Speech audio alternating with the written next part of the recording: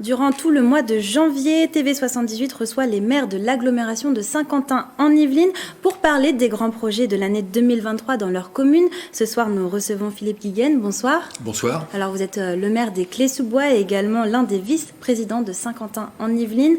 Alors, une thématique qui revient énormément en ce moment, c'est la sobriété énergétique. Comment ça se passe dans votre commune, Philippe Guiguen? Quelles sont les actions que vous mettez en place?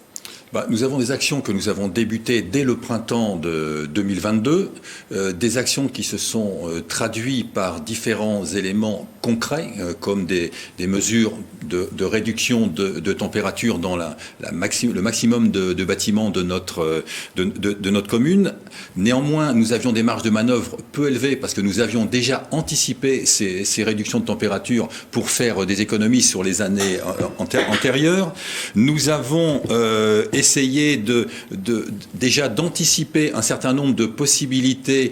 Par exemple, sur les panneaux solaires, nous avons contacté des sociétés pour voir si nous pouvions mettre à disposition des bâtiments de la ville pour pouvoir avoir de l'énergie. Nous avons pris des mesures comme beaucoup de nos collègues, comme tous nos collègues de Saint-Quentin-en-Yvelines, sur la réduction des horaires d'éclairage la nuit. Par exemple, au Clés-sous-Bois, ça sera de 1h30 à 4h30, de manière à être homogène avec les lignes de bus qui parcourent notre ville. Nous avons aussi fait des travaux d'isolation déjà dans les bâtiments de la ville, des travaux d'isolation que nous avons pu faire conformément à nos budgets. Nous avons priorisé sur certains grands projets comme la réhabilitation d'une école, les travaux d'isolation dès le premier exercice de travaux, de manière à essayer de réduire au maximum toute cette facture énergétique. Et cela s'est traduit donc par une première réunion publique à la fin du mois de novembre avec notre population et un plan énergétique qui va se décliner sur les différentes allées parce que nous allons prendre des mesures au fil de l'eau. Une autre réunion est prévue avec les habitants ? Une autre réunion sera prévue à la fin de ce trimestre ou au début du prochain trimestre. Et quelles sont les propositions justement des habitants sur ce sujet-là ? Alors, les habitants, pour l'instant, ils ont fait un constat avec nous. Nous leur avons dit que nous avions anticipé, nous les avons mis devant les différentes possibilités, sachant que ces différentes possibilités ne peuvent pas se réaliser en 1 mois, 2 mois ou même 6 mois. Il faut faire des études préalables, par exemple la géothermie qui peut être anticipée sur le territoire de Saint-Quentin. C'est pour cela que nous allons nous associer bien entendu à l'étude de notre agglomération. Les panneaux solaires que j'ai cités tout à l'heure, tout ça nécessite des études pour voir s'il y a un minimum de rentabilité par rapport à l'investissement. Et puis après, il y a des mesures concrètes, comme je vous ai cité, les réductions de température, la priorisation sur un certain nombre de travaux dans le budget 2023 que nous allons voter, de manière à essayer de limiter au maximum cette facture énergétique. On en parle de plus en plus de cette thématique avec le contexte environnemental, mais aussi la hausse des prix de l'énergie. C'est une thématique qui inquiète les Clésiennes et les Clésiens, aussi les commerçants qui sont présents dans votre ville? Alors, c'est une thématique qui inquiète tout le monde, depuis la commune jusqu'aux habitants. J'ai personnellement discuté avec ma boulangère qui, elle, avait la chance, entre guillemets, d'avoir un contrat qui augmentait de plusieurs dizaines de pourcents, ce qui est déjà énorme, mais qui n'était pas multiplié par 5 ou par 10 comme l'ont certains. Donc cela inquiète tout le monde, bien entendu. Et donc justement, est-ce que vous allez organiser aussi une réunion avec les gros consommateurs, les bailleurs, les commerçants, ceux qui vraiment consomment énormément d'énergie ? Alors, cette réunion aujourd'hui n'est pas prévue en tant que réunion. Par contre, nous incitons bien entendu les bailleurs à essayer d'optimiser toutes ces factures énergétiques. Les commerçants, avec ma déléguée au commerce dans la commune, nous prenions des informations, mais une réunion factuelle en tant que telle, à ce jour, n'est pas prévue, mais sera néanmoins programmée lorsque nous aurons des informations concrètes sur ce qui attend au niveau des commerçants, puisque les commerçants, comme nous-mêmes dans les communes, nous n'avons pas aujourd'hui encore de situation très très claire sur ce que nous allons payer dans les mois ou dans le semestre à venir. Alors, sur un autre sujet, Philippe Guiguen, vous avez été reçu en septembre dernier à Bercy pour évoquer la dégradation de la situation économique dans les communes. Où en est ce dossier? Vous aviez fait plusieurs demandes, où est-ce que ça en est?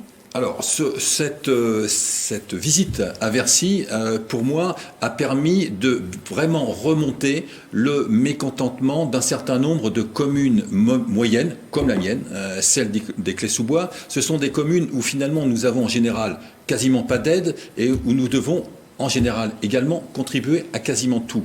Donc il était important que l'on remonte les difficultés des communes comme la nôtre, que ça soit pour la partie énergétique, que ça soit sur les aides en général. Alors, pour moi, cette démarche a permis déjà de remonter la situation des élus de terrain avec leurs communes, et je pense que dans un premier temps, nous avons déjà été écoutés. Est-ce que nous allons être entendus? Nous le verrons s'il y a des mesures très concrètes qui nous sont retournées dans les semaines ou les mois à venir. Donc pour l'instant, pas de retour?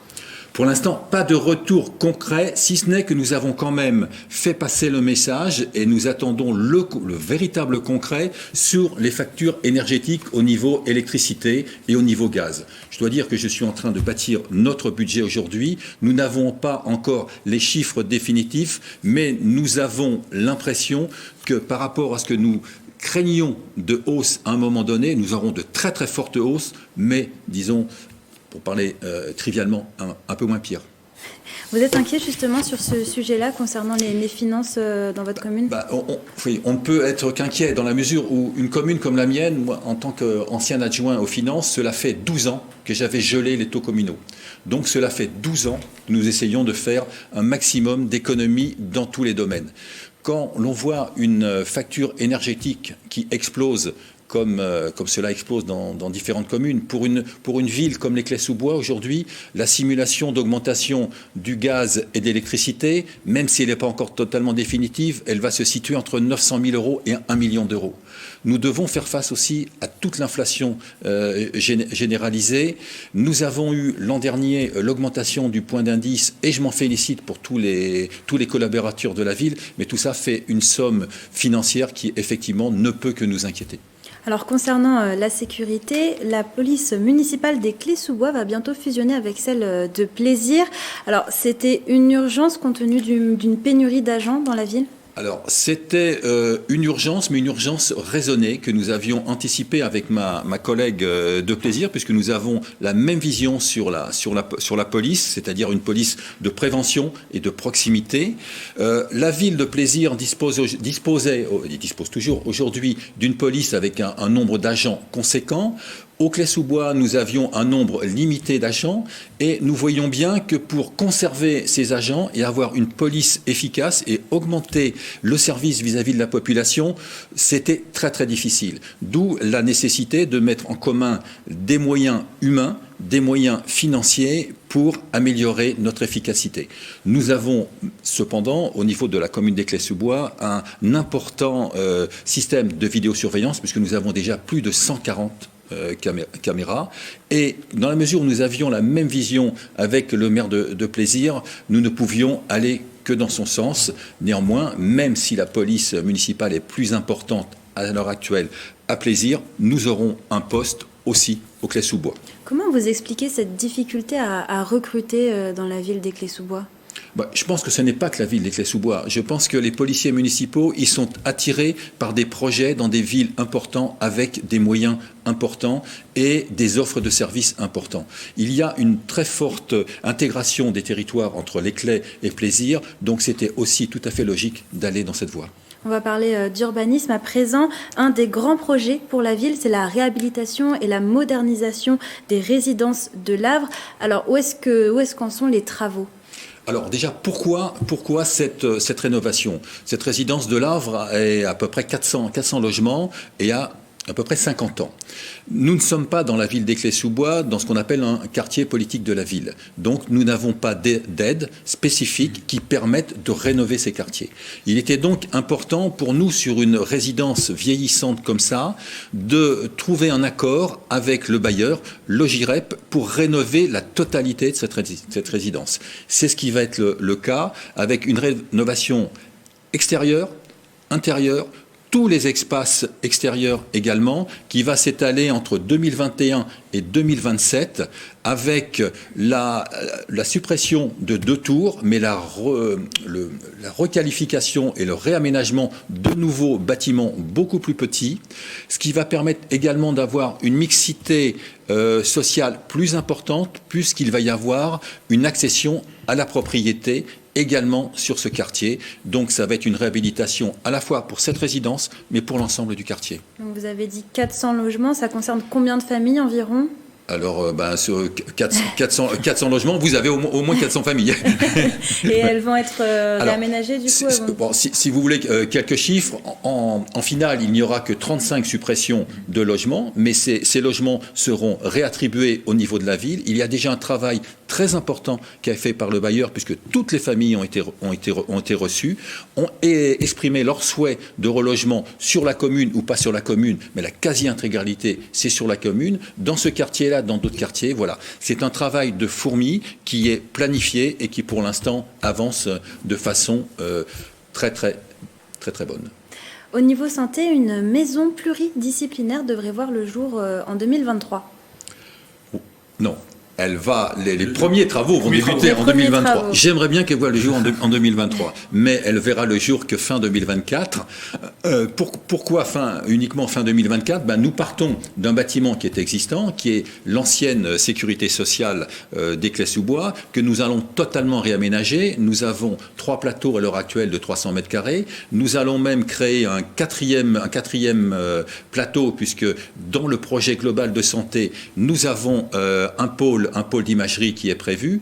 Pourquoi aller aussi vite sur cette maison de santé ? C'était un des projets phares que j'avais de mon mandat, constatant la difficulté au niveau du personnel médical et paramédical de notre commune. C'est pour ça que nous avons débuté dès l'année 2020 à rencontrer les différents partenaires, comme l'ARS, que nous avons créé une association avec nos médecins pour créer le plan de santé, et que nous sommes à l'heure actuelle dans la phase où nous allons retenir un architecte pour réaménager cette maison pluridisciplinaire de santé, sachant que nous sommes classifiés dans ce qu'on appelle en termes techniques en zone ZIP, c'est-à-dire une zone très très déficitaire en médecins. Vous avez déjà des professionnels de santé à mettre dedans, justement ? Alors, nous avons déjà, tout à fait, puisque nous avons créé une association, et dans cette association, parce que le plan de santé, ce ne sont pas les élus qui doivent le mettre en place. Il doit venir de la part des médicaux et des paramédicaux. Et donc, au fur et à mesure que le projet avance, et il avance très très bien aujourd'hui, nous avons 2 nouveaux professionnels qui viennent se greffer. Et c'est pour ça que le plan de santé lui-même, ça y est, il est déjà établi. Il a été déposé à l'ARS, et nous allons passer à l'étape suivante. Et donc ce sont des nouveaux médecins qui viennent s'installer il y a pour l'instant des médecins qui sont de la commune. D'accord. Il y a des paramédicaux, parce que nous manquons de paramédicaux. Il n'y a pas que le médecin généraliste, il y a aussi les paramédicaux. Par exemple, au Clés-sous-Bois, nous n'avions plus qu'un kiné. Nous avons 2 nouveaux kinés qui sont partants pour cette maison. Et nous avons aussi, parmi les médecins actuels, des médecins qui se proposent pour être des formateurs de nouveaux médecins, et qui donc viendront éventuellement dans cette maison de santé. Tout ça est aussi un travail de longue haleine. Et alors, parmi les nouveaux équipements, une résidence pour seniors devrait également voir le jour à proximité du centre-ville. Tout à fait. Une résidence pour seniors qui est très attendue, et je dois dire que nous sommes satisfaits d'avoir enfin pu débloquer ce projet, puisqu'il était bloqué depuis plusieurs années, mais à l'heure actuelle, les terrains a été vendu.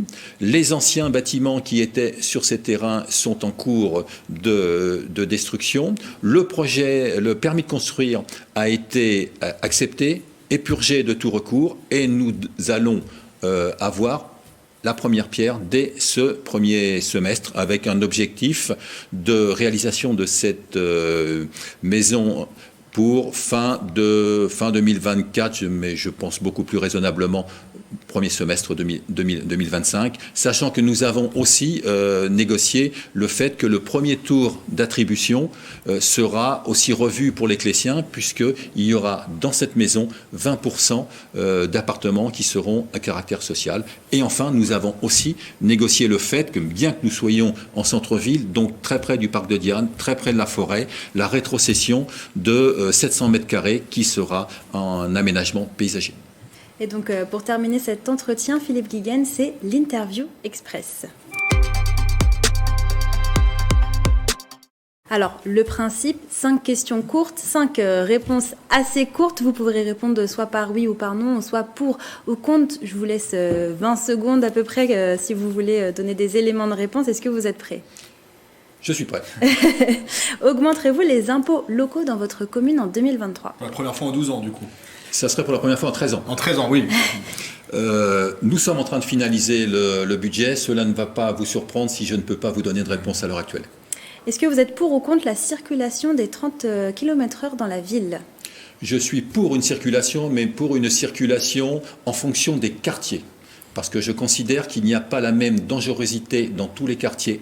Et il faut spécifier cette zone à 30, voire à 20, sur les quartiers qui sont les plus accidentogènes.